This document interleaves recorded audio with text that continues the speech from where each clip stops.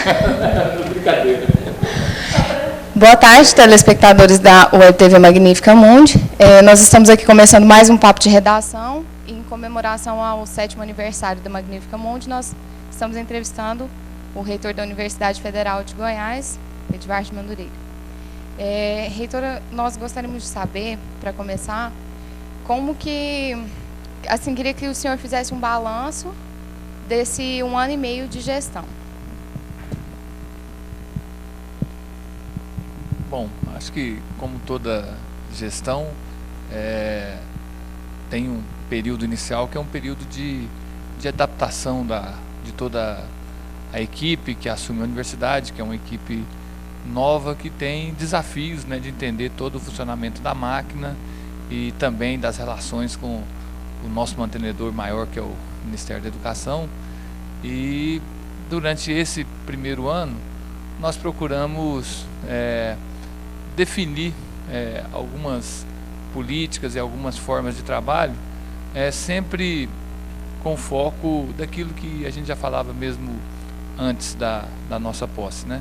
De tentar dar o máximo de transparência às nossas ações, de incentivar as atividades acadêmicas de forma expressiva dentro da universidade e também, né, em um ano de alguns meses de reitoria, a gente vive todo um ciclo, né, dos problemas cotidianos da universidade. Então, sempre bastante trabalho, né, uma agenda extremamente cheia e intensa, mas que eu vejo na universidade, após transcorrido esse 1 ano e 4 meses, a gente vê uma universidade extremamente ativa, extremamente motivada a produzir, apesar de todas as dificuldades que nós encontramos, né, que não são poucas, né? Nós temos, a gente costuma dizer isso, um passivo muito grande de muitos anos de descaso com a universidade pública, e trabalhar e crescer administrando esse passivo talvez seja o maior desafio de qualquer gestão. Mas eu entendo que o momento é promissor, né? Algumas medidas de maior impacto e para solucionar questões estruturais da universidade estão sendo tomadas, né? Como a construção de centros de aulas, de alguns espaços especiais, como o Centro de Recursos Computacionais. Houve também um investimento significativo numa nova metodologia de ensino, que é a educação à distância, e agora nós continuamos em constante avaliação e planejamento. Temos inúmeros planos aí para os próximos meses, né? Para esse ano de 2007 especialmente, nós devemos dar início e quem sabe concluir o nosso centro de eventos, que eu acho que vai ser um grande marco para a universidade, já que vai possibilitar um dos compromissos nossos, que era de democratização das cerimônias de colação de grau. Então, eu avalio positivamente, mas é evidente que a comunidade é que vai dizer da situação em que se encontra a universidade e do mandato. Bom, para complementar, eu acho que um outro investimento bastante significativo dessa gestão foi na tentativa de democratizar o acesso à informação. Eu acredito que o jornal UFG ele já se consolidou como um veículo importante, né? Nós já estamos aí indo para a 9ª edição e graças aí ao trabalho da Faculdade de Comunicação e da nossa assessoria de comunicação, esse jornal foi viabilizado. É preciso sempre avançar, é preciso sempre melhorar, mas nós queremos continuar investindo nessa lógica da informação, que é o diferencial que qualquer gestão pode ter. A universidade tem que se comunicar melhor internamente e com o público externo. Assim, nós gostaríamos de saber se está sendo possível cumprir as metas de uma universidade eficiente e participativa que foi defendida durante a campanha do senhor. Bom, eu acredito que sim. Lógico que você não muda um estado de coisas em um tempo muito curto, mas eu acho que grandes passos já foram dados, né? A eficiência, a gente tem alguns indicadores que podem mostrar isso. o nosso Centro de Gestão do Espaço Físico, que é o CEGEF, que cuida da manutenção, das nossas instalações, ele executou em 2006 3 vezes mais ordens de serviço. Essa é uma unidade de medida que a gente tem para quantificar o serviço que foi feito, do que no ano imediatamente anterior, né? Então esse é para dar um exemplo, né? Algumas questões, itens, né, do nosso orçamento que eram extremamente dispendiosos no dia a dia da universidade, também foram reduzidos. Nós podemos citar também o contrato com a empresa de reprodução gráfica de Xerox da universidade, cujo contrato era da ordem de R$70 mil mensais. Nós renegociamos e conseguimos baixar para R$30 mil, ou seja, uma economia real de R$40 mil por mês, que ao longo de 4 anos vai redundar numa economia bastante significativa.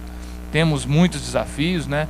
Nossa conta de telefone é muito alta, nossa conta de energia ainda é muito alta, e nós precisamos aumentar a eficiência nessas áreas, logicamente sem comprometer a qualidade e as questões acadêmicas, né? Mas em breve nós deveremos estar lançando alguns programas de uso racional de energia, de uso racional do telefone. Estamos também em plena renegociação desses contratos, que eu acho que isso tudo, a eficiência passa por isso. A eficiência passa por uma redução dos custos da universidade, associado a uma manutenção ou melhoria da qualidade do serviço. E do ponto de vista acadêmico, nós ampliamos, né, significativamente os apoios à pesquisa, à pós-graduação, o número de bolsas. Então eu acredito que a gente conseguiu sim aumentar a eficiência e trazer transparência para esses números, né? Hoje quem consulta a página da PROAD sabe exatamente quanto a universidade gasta em cada um dos principais itens do seu dia a dia. E também a eficiência passa certamente pelas relações externas da universidade, né? Então hoje a universidade não pode de forma nenhuma cruzar os braços e esperar que os recursos, sobreviver apenas com os recursos orçamentários. Buscar alternativas de financiamento, né, seja por intermédio de emendas ao orçamento da União, seja por novos convênios com entidades financiadoras, faz que a gente tenha conseguido o programa CT Infra, que é um programa que financia a infraestrutura na universidade. Nós temos ano a ano aumentado significativamente a nossa participação. Isso são mais recursos para pesquisa e isso redunda numa maior eficiência do ponto de vista da pesquisa. Acho que um grande gargalo que a gente tem é o investimento que precisa ser feito nos ambientes de graduação. Não há nenhum tipo de financiamento do governo federal para isso.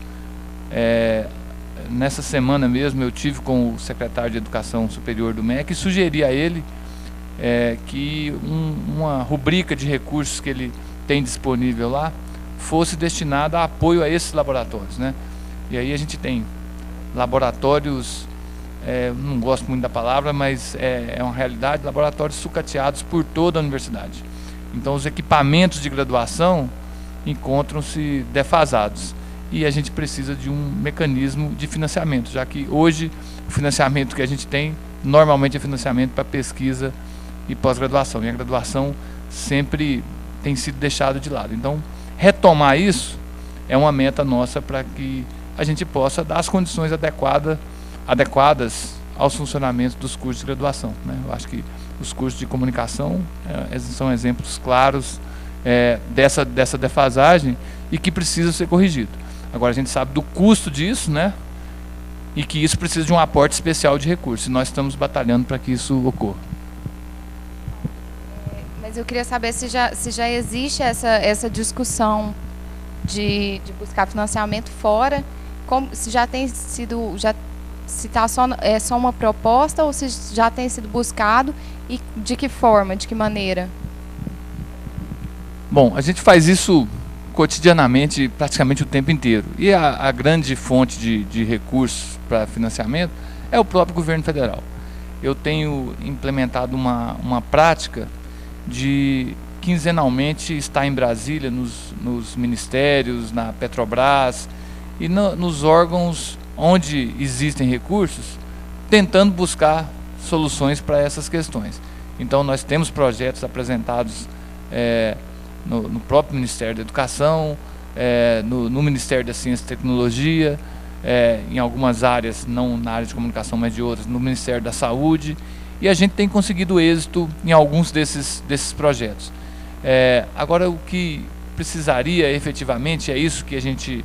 E tem um grupo de reitores imbuídos desse mesmo pensamento, né? Nós estamos, inclusive, nessa semana, decidindo a nova diretoria da nossa associação de dirigentes, que é a Andifes, e uma plataforma dessa chapa que deve assumir a Andifes é justamente essa, né?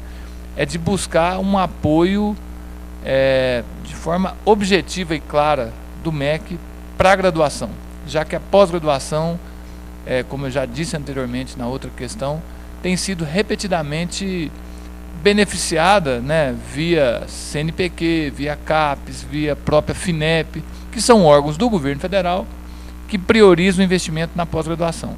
Então nós nunca teremos uma pós-graduação de excelência sem uma graduação de excelência. Nós temos uma graduação de excelência, mas há duras penas que a gente tem essa graduação de excelência. Precisamos ter instrumentos para que isso aconteça.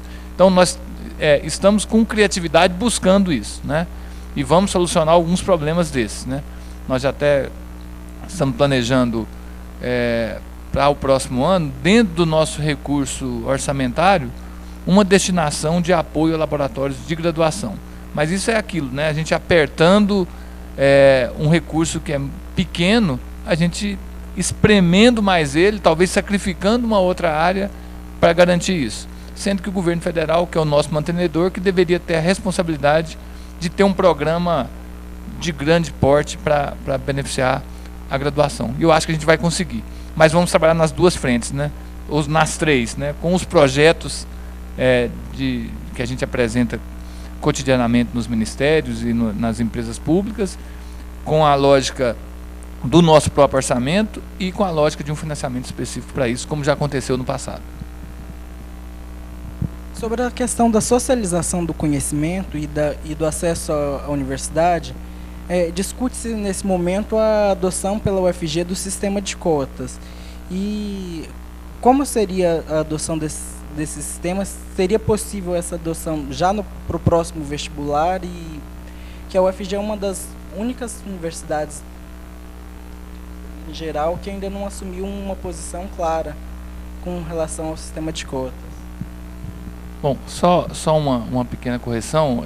Inclusive eu estou buscando esse dado com relação a um quadro geral do país de quem já iniciou e quem não iniciou o sistema de cotas, né? Na verdade, eu não conheço esse quadro detalhadamente, mas eu acredito que as universidades que já adotam alguma política dessa natureza ainda não chegam à metade, menos da metade, ainda são minoria, mas todas estudando para dar passos nesse ano, nos próximos anos, né? Eu acho que é inevitável, né? A minha posição, acho, com relação à cota já é conhecida de todos. Eu acredito que a cota ela deve vir para corrigir uma situação posta, mas ela não pode, na minha opinião, jamais ter um caráter perene. Senão, se a gente pensar em cotas de forma perene, nós transferiremos toda a responsabilidade da educação para o ensino superior.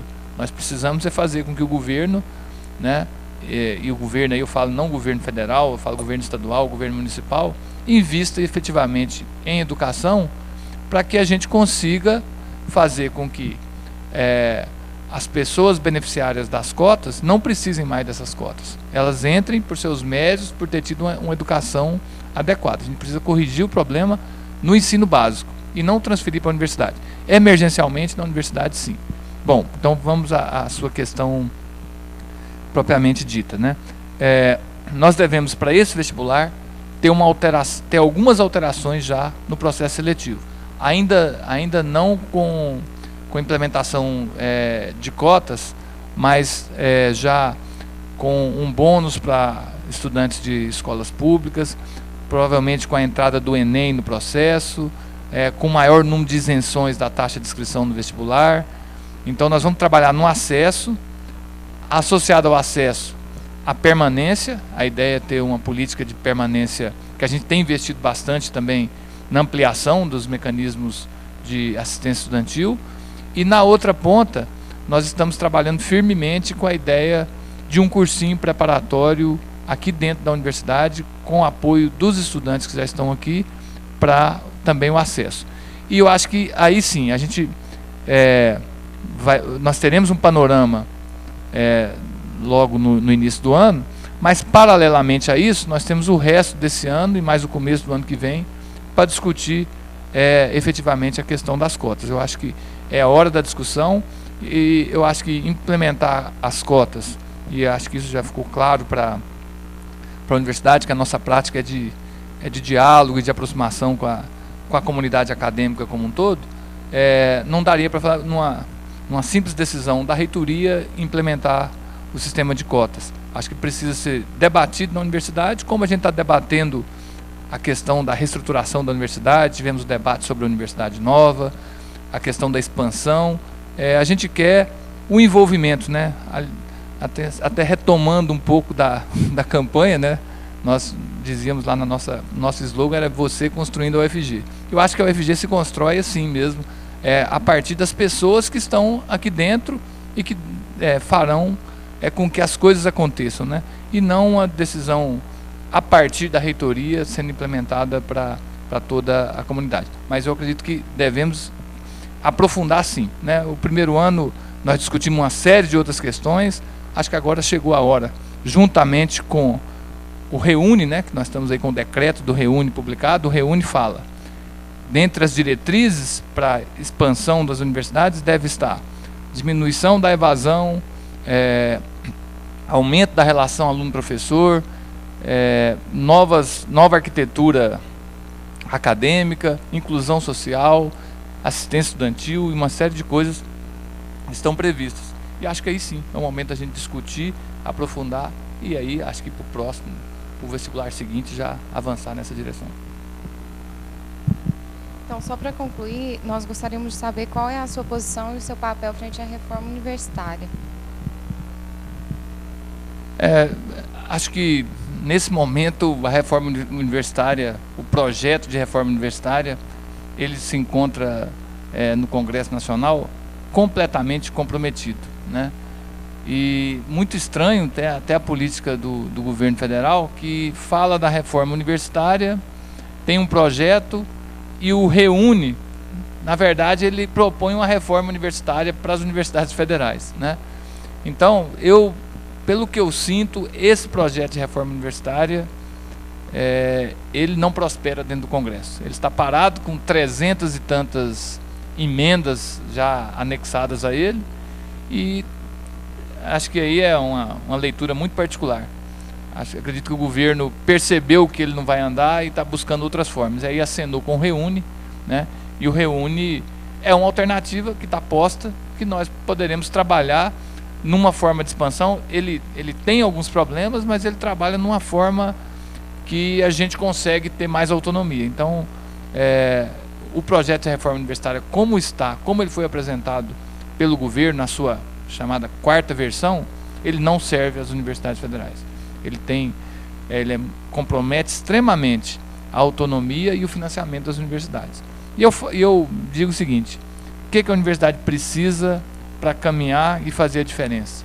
Autonomia e financiamento. O resto é com a gente não precisa de leis que desçam a detalhes, não.